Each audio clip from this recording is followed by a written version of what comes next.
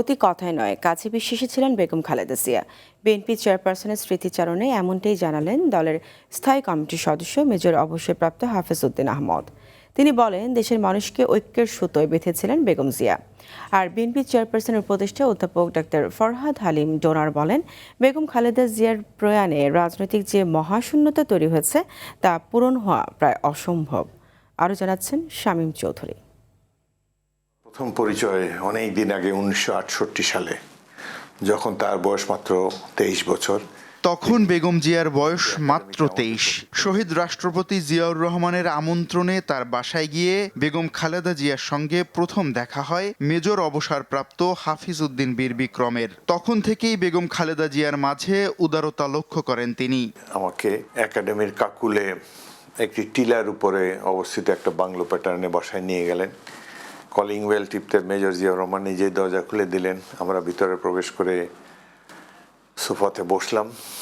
কয়েক মিনিট পর বেগম খালেদা জিয়া নাস্তার ট্রলি ঠেলে ড্রয়িং রুমে এলেন।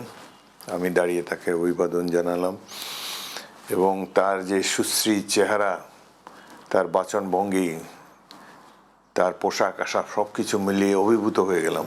কখনো মৃদু হাসি, আবার কখনো মলিন মুখে কথা বলেন মেজর হাফিজ। জানান, বিএনপির স্থায়ী কমিটির বৈঠকে নেতাকর্মীদের বিষয়ে খোঁজ নিতেন বেগম খালেদা জিয়া। যে কোনো সমস্যায় সবার কাছ থেকে পরামর্শ গ্রহণ করে সিদ্ধান্ত নিতেন তিনি। সিদ্ধান্ত গ্রহণের ক্ষেত্রে তিনি প্রধান নেতাদের মতামত নিয়েই তিনি তার রাজনৈতিক নির্দেশনা দিতেন দলে। তিনি অত্যন্ত আপোষহীন ছিলেন। তিনি স্বৈরাচারকে কখনোই পাত্তা দেন নেই, স্বৈরাচারকে প্রতিরোধ করেছেন।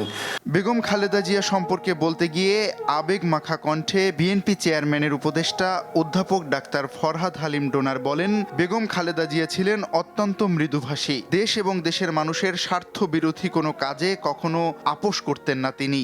এই জাতি যে অভিভাবক হারাইলো, এই শূন্যতা পূরণ করার নাই। স্মৃতিচারণে বাংলাদেশ জাতীয়তাবাদী পাট শ্রমিক দলের সভাপতি সাইদ আল নোমান বলেন, বেগম খালেদা জিয়া সবসময় নির্লোভ থাকার পরামর্শ দিয়েছিলেন তাকে। অনেক আলাপের মধ্যে একটি আলাপ, তুমি বিশ্ববিদ্যালয় করেছো, স্কুল করেছো, প্রতিষ্ঠান করে যাবে, প্রতিষ্ঠান থাকবে, আমরা থাকবো না। 30 ডিসেম্বর দেশের মানুষকে শোকে স্তব্ধ করে না ফেরার দেশে চলে যান বেগম খালেদা জিয়া। তিনি শিখিয়ে গেছেন অন্যায়ের বিরুদ্ধে কিভাবে দৃঢ় থাকতে হয়। এই দেশ, এই দেশের মাটি, মানুষই আমার সবকিছু, কাজে আমি দেশের বাইরে যাব না। বেগম খালেদা জিয়ার আদর্শ ধারণ করে তার অসমাপ্ত কাজ সমাপ্ত করতে বিএনপি সামনে এগিয়ে যাবে বলেও জানান দলটির নেতারা। শামীম চৌধুরী, RTV, ঢাকা।